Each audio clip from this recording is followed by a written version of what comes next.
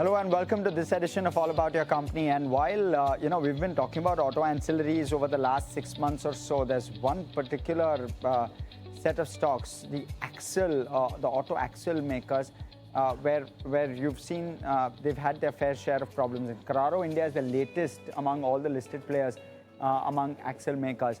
We'll try and get a perspective as to what's playing out. But you look at the last 12-month chart, you've had a fairly decent share of returns, as would be expected, just given the CV cycle turnaround that we've seen. 24% in terms of the returns that the stock has witnessed. But before we bring on the management and speak to and get a perspective of what's playing out FY27, let's first start off by trying to understand the company itself. This is basically an Italian company, the part of Carraro Group, and it was founded in 1997. Currently has a market cap of around 3,000 crore. It's an auto component and driveline manufacturing company for off-highway vehicles, and that's in the auto component space. The headquarters is in Pune, and that's how we're setting this up. Now, second is with regard to the product lines, and I'll quickly explain at least some of the products that they do. One, they do axles. Axles is nothing but the backbone or the skeleton of a vehicle, and they do it for agri as well as construction equipment. We'll give you the mix, the product mix, depending on end use case in just a little while. Transmission systems is the other one, which they do both on agri as well as construction systems. Then they do gears, which is precision gears and shafts. They do both and across vehicle segments. Then there's engineering services, which is driveline design, validation, now including electric drivelines as well. So they're into the EV space as well. And last off, there's aftermarket spares. That's something that they do as well. Of course, the pricing there is always better. Let's talk about the business model. When a customer comes to them, they provide them with design services, engage with the customer, and ensure that there is clarity with regard to how the output will look, because there are certain specifications which customers come with, and therefore, once the design is built, you've got that one design which will apply over many years, and it's very difficult to migrate, in between, or migrate from one platform to another very easily, and therefore, that is really the moat here for Carraro India. They source steel, castings, and forgings. They've got 2 manufacturing plants in India, which is in Pune, and they sell to OEMs of tractors and construction machines, as is the case. They don't disclose their customer, their customer list, and therefore that will be tough to kind of source. But outside of that, you've got slightly longer-term contracts, which I did just explain, and therefore there's some visibility with regard to revenue once a new contract comes on stream. They've suggested that new contracts will continuously come on stream and will likely comprise 25% of the top line 3 or 4 years from now. But we'll quiz management on how that plays out and how quickly that starts to translate. Last off, let's try and understand geography, because this just doesn't operate out of India.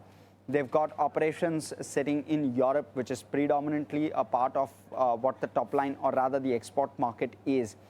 In terms of the total top line, Europe is around 18%, US is around 4%, India is around 64%, and then there's 10% each from China, Latin America, and the like. So out of the export pie, of course, so out of the export pie, maybe some part of it comes from Latin America, some part of it comes from China as well. So you've got all of those in terms of geography. Now, last off, in terms of the FY26 revenue split, and in terms of the verticals that they have, agri tractors is around 43% of the top line, construction vehicles around 44%, and others is around 11%. So that's how the split is. I want to shift back towards the geography split, or the exports versus domestic, because that has changed materially in Q1 FY27. So while this is the FY26 numbers, Q1 FY27 indicates that India is now 70%, and exports is around 30%. This is, of course, because of West Asia. I also need to understand as to how quickly that's turning around. They've suggested that Q2 is when the turnaround starts. So we'll try and get a perspective from Mr. Gopalan, who's Managing Director. He'll join us in a couple of minutes from now on whether that turnaround is actually playing out Q2, and whether the full year this mix continues to remain, because this is an important part of of how a business evolves for them. Export is obviously an important market for them as well. So we'll try and get a perspective on whether India demand is actually holding up or not, because India demand was strong Q1 FY27. Let's talk about the financials now and try and break it down. When you're looking at how the top line has moved, it's moved by 10% on a compounded annual basis over the last 3 years. And a bulk of that has come in FY26. You've seen that shoot up. When you're looking at how EBITDA has done, and EBITDA as a function will likely continue to improve by around 1%. That's really the goal on the margin front. So you'll see a better compounding rate on the EBITDA numbers. 28% growth is what they've done, which is very impressive on the EBITDA number. Profit after tax is compounded at a far sharper rate as operating efficiencies play out. 40% growth and off a lower base as well. So, and when you look at margins, let's pull out the margin print as well. While we're neutral on the margins, but broadly what you're seeing is around a 10% margin number. Why are we neutral? Because raw material prices have inched upwards. The pass-through takes some time. And therefore, we'll try and assess how quickly that pass-through happens. But broadly, it's around 4 months. And second is, of course, as a result of the higher prices of raw material, which is commodities, and power and energy costs, which is a large part of the cost structure as well. You are seeing the margin print cool off in Q1 FY27. It's also the export mix which contributes to this. So all of that keeping them deflating the margins a little bit, even though management has said that FY27 will be a year in which margins may improve by around 50 basis points instead of 100, which is that they've tempered down their expectation of margin improvement this year. But we'll get a perspective. Even 50 bips from that FY26 number will still be quite decent. Let's talk about the Q1 FY27 performance, and that will give you a perspective as well. They've done 11% growth on the top line. I did speak about how margins have cooled off, and profitability was up around 7% thereabouts. Let's talk about the balance sheet, see how we're set up for future years. In terms of the book value, it's at around 565 crore, 3,000 crore in terms of market cap, so around trades at around 5 times book. When you're looking at the borrowing number, it's at around 140 crore. There's obviously some bit of capex which is in the pipeline, around 130 odd crore rupees of capex, which can get funded to a certain extent by the EBITDA number and cash flow. But we'll speak about that in just a minute. And then you've got cash bank balance of around 90 crore as well. So that should be comfortable to take care of the capex requirements. Let's talk about ROCE. Before ROCE, let's look at cash flow actually. The cash flow hasn't exactly flown as a 100% flow through. There has been a bit of a lag with regard to the flow, so we're neutral on that one. The return ratios have been quite healthy. You've seen 15% plus in terms of the return ratios consistently. In fact, hitting 29%. That number is expected to sustain. And of course, the crucial bit is that even post the capex, whether this number can really sustain. So we'll quiz management on that. Shareholding pattern, 69% owned by the promoter group and the promoter entities sitting out of Italy. You've got FI is holding around 3% currently, DI is holding around 16%, public holding around 12%, and shareholding pattern has actually cooled off. So they were at, in March of 2025, which is the first quarter post the listing, they were at around 121,000 shareholders, has cooled off to around 90,000. So the interest, especially on the retail side of things, has cooled off. Let's talk about analyst recommendations. Just one analyst covering this one with a 30% upside. So we're very neutral on this, not really giving you an opinion. One buy call there, just to kind of mark it out. Valuations. Now, this is where it starts to get interesting. Trades at 23 times trailing 12 months. Of course, there are plenty of new projects in the pipeline. I spoke about that, so growth could really kick in. The 2-year average is around 30 times, so trades at a discount to the 2-year average. I've taken the 2-year average because it's been listed for around, I believe, around 20 months or so. And when you're looking at the 2-year range, it's between 16 and 64 times. So that range is quite wide. It had listed at a slightly elevated valuation. Let's talk about how some of its peers are doing. And you've got automotive axles, which trades at around 16 times, GNA axles, which trades at around 19 times. But of course, Carraro has a better diversification in terms of the opportunity, and therefore Carraro is better placed. Plus, the 4-wheel drive versus the 2-wheel drive, which others do, is something that Carraro does better and has a better foothold in. and therefore that's a better margin product as well for them, which is also going up in terms of the mix. Four-wheel is where the rear as well as the front wheels both take the load for acceleration, whereas the two-wheel is only where either the front, either the back ensures the acceleration. So Carraro, therefore, is better placed from a product standpoint as well. Now, let me bring on board Mr. Balaji Gopalan. He's the Managing Director at Carraro India to give us a perspective of exactly that and what's playing out. Balaji, great having you.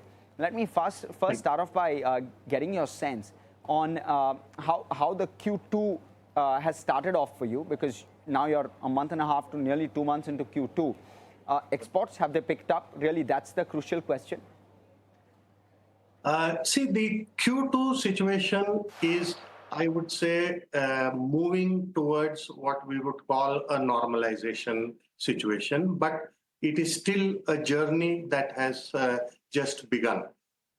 Answering your question, Q2 should certainly be better than Q1, because I think we have bottomed out as far as our numbers are concerned, the market is concerned. We were not very good in Q1, but overall, the visibility that we are seeing in Q2 is much better than Q1. But still, every day there are issues coming up, new problems coming up, but the industry has slowly learned how to maneuver around it and find some solutions. So in that way, I would say things are moving in a positive way, but we are still far away from the normalcy that we would want in business. No, right. And do you still believe that you can get to 65-35 in terms of the export to domestic or the domestic to export mix for the full year? So has the demand been serviced in Q2 versus the Q1?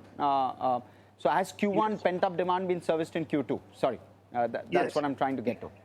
Q2, the visibility is surely very encouraging, okay? And okay. We are geared to come back on track.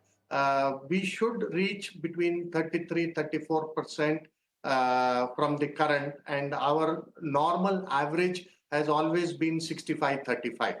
So we are hoping that we will reach to that number around 33-34%, which will be our export, because there is still issues that are there in export in terms of container availability, in terms of the inflation that is happening. There are shortages also that are there from the supplier side. So Q2 looks interesting, but how steep the recovery will be is still not very clear. So answer is, it is going in the positive direction, but to the extent we will have an impact, that I think we'll have to wait a little bit more.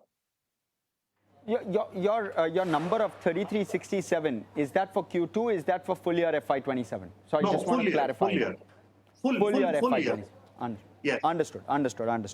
I'm trying to get to how domestic demand is behaving, because Q1 was strong for you from a domestic standpoint. That was where the where there was support. Talk to us yes. about how that is holding up. See, domestic is still holding up well. And okay. Fortunately now, if you see the monsoon uncertainty also, more or less, they are talking of just about 2% or 3% deficiency, and that too in certain pockets. But more or less, the sowing data that we got, it is showing just a -2% sowing that has happened. So it gives a very strong message that the future looks interesting.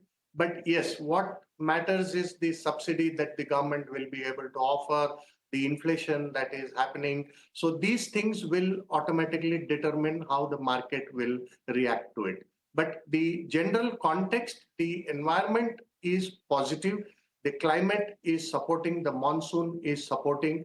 Now we'll have to see how inflation and other factors, the gas issues and the subsidy that the government is now reducing because it is spending on the gas inflation, how that rolls out, that time will tell. But there is positivity, and we are very, very sure based on the inputs we are getting that even this year, at the end of the year, we will be positive by at least 8 to 10% in our revenue compared to previous year. So there will be a growth. And I think in today's context, any organization which has the order book and is showing growth in revenue by 8 to 10%, it's a very positive situation that we are in. And as I mentioned, and you too very well captured in your narrative, that we are a direct B2B technology company. We are not supplying components, we supply the entire system, which means that from the engine, the power that comes out to the wheels is transmitted by Carraro. That is why it is called transmission, because we are taking energy from the engine and moving it to the four wheels. If it is two-wheel drive, like you rightly said, it will go to two wheels. If it is four-wheel drive, it goes to four-wheel. And our technology, the drive system or the transmission axle system, contributes roughly to 20-25% of the value of the full vehicle. So we become a very important contributor to the vehicle configuration. And that is why there is no, I would say, share of business or something. Any product that comes to us, we continue in that vehicle till the life cycle is over, because you cannot have one vehicle with two different gearboxes from two different suppliers. Spare parts, servicing, everything becomes a nightmare. So to that reason, we don't have problems about losing the market. It is just that there is a supply-demand chain that is working, and sometimes we miss something, but we will recover it in the next quarter. To that reason, we always look at a 12-month period, and we always like to comment and forecast on the 12-month, which is more realistic than the quarter, because one quarter I missed, the next quarter I will take. In exports, that is what happened. I lost many things I see, because the dispatch happened, it reached the port, but the sailing did not happen. To that reason, I had to take a cutoff in my revenues as well. But it gets added in my next month or in my next quarter. So to basically clarify, for an industry like Carraro, which has seasonal ups and downs, 12-month period is a better canvas to look at and give a forecast, which will be more realistic. So in that point, I would say that our revenues, we are expecting a growth of 8 to 10% closing the year. Exports will reach 33-34% back to normalcy, which will again be at the end of the year. So things are positive. It is only a matter of time gap that is happening. It is moving. But overall, Carraro India is very much on top of this situation, on top of the issues. The 8 to 10% growth, sir, you just suggested was FY27 full year? Yes, for the full year. Okay. Okay, because at the end of Q1, you were tentative. You've gone back into a mode where you're more comfortable to guide for 8 to 10%. That's very heartening to hear. Yes, exactly. Things are moving. As I said, the business community, the network system that we have in India, we are people who quickly maneuver our way and find ways to, overcome any of these issues. And that spirit of India is what is giving us the confidence, and we are seeing it on paper. That is why first quarter I was realistically little apprehensive. Now looking at the way things are moving, I'm very positive that we will surely be in that range of 8, 9, 10% growth. That's again very heartening to hear. With regard to new prototype to program, how is that playing out? Because that is your key lever for growth, right? Your base is based on existing customers, but your growth comes from either existing customers increasing their volume or their share, or pricing going up, or the new prototypes getting converted to programs. So I want that third lever from you as to how that is playing out for you. See, all the programs are going as per our schedule, okay? These programs last between 6 to 9 months and goes up to 1.5 years based on which kind of program we have got into. As you rightly said, we co-design with the customer so that we are bringing a product, a differentiated product which their vehicle needs. But the IP remains with Carraro. So we design it and we manufacture and we supply. I would say that there is no going back on any of the programs that have been started. In fact, the industry is more aggressive because the new products mean higher technology and better efficiency in the machine and the output of the machine. So they want machines that are more productive and more efficient. Remember, for us in India, the focus now is on food security. And for food security, you need scientific farming, you need farm mechanization. And for farm mechanization, it is more or less mandatory, not from a legal point of view, but from a engineering and utilization point of view. You need a bigger vehicle, a four-wheel drive vehicle, to ensure that all the implements can be fitted and used in the farm. So this is what is driving, and we are very confident that Indian farmers are now getting the right dues of the technology that is available around the world. And Carraro is bringing this technology from around the world to India, to the Indian farmers, what India needs based on the soil conditions and our climatic conditions. So this is basically a movement towards scientific farming, higher efficiency, leading to better food security for India, which is the need of the hour. And that is where Carraro is patching up and bringing up the technology which the farmer duly deserves. Point taken. With regard to margins, that's the other place where the street is interested. You've seen a bit of a cool off Q1. The fact that exports normalize quickly for you, yes, and raw material prices also start to now translate to the end customer. Do power costs also start to get passed through? How does it work, and how quickly can margins recover? Yes, see, for us, it's a very valid question. That is what is the stone in the shoe that is troubling us. Although we get the revenue, we are getting market orders, order book is full. But the problem is these are all passed through, because for component price increase, it is already indexed and it is part of my agreement with all OEMs. Just a point at this stage, I would say that Carraro has all big OEMs as their customers. If you start for agriculture tractors, I would say we supply to Mahindra. In fact, Mahindra is one of our largest customer. TAFE, Eicher, Escort, Kubota, CNH, Sonalika, you name it, right up to Kartar and Captain tractors we supply. So we have a basket of roughly 36 customers, and we supply to the largest and to the smallest. Okay, so this is the portfolio that we have, and as I rightly said, it is moving in that direction where we have to pass through all these costs, including the hormones and the other issues that are happening. But there is a time gap. I have to give to the supplier first to get my components. I build it and then I bill it to my customer. And for them to agree to this pass-through of all these inflationary costs, there is a time lag of at least 2 to 3 months before I get it from the OEMs.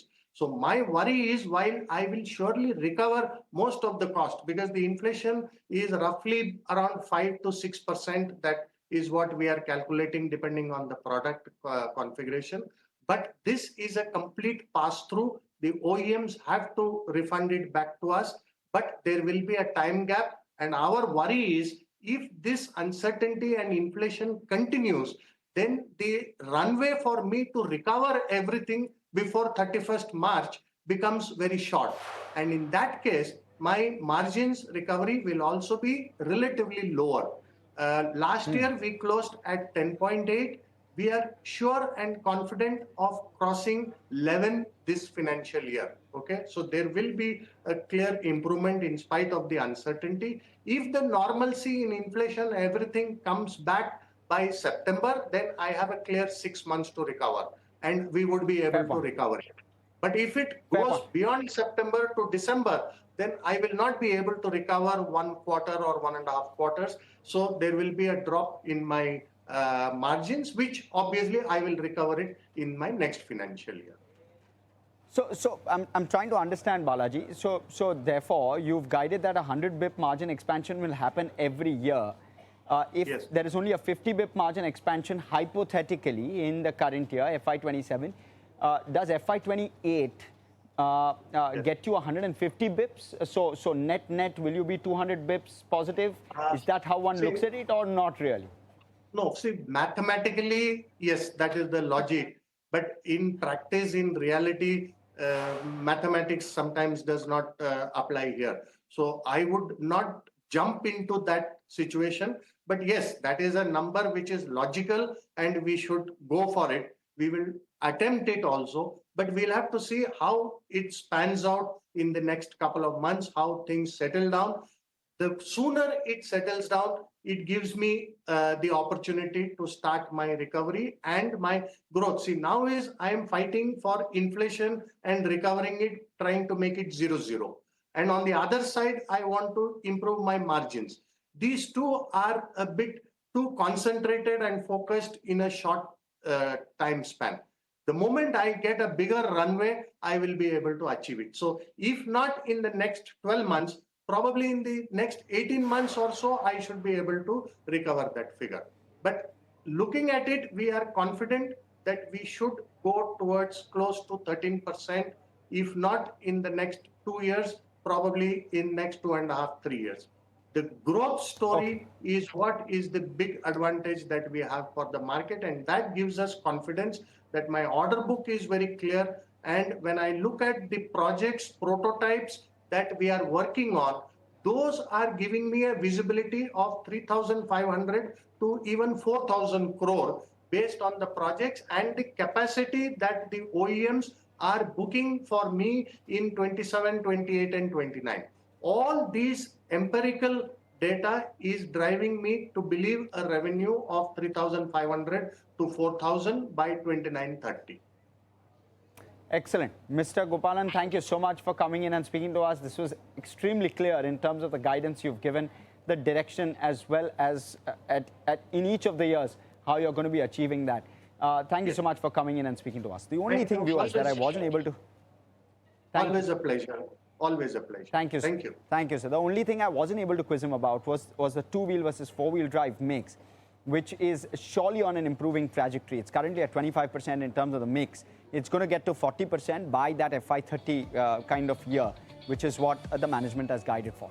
Completely timed out. Thank you so much for tuning in.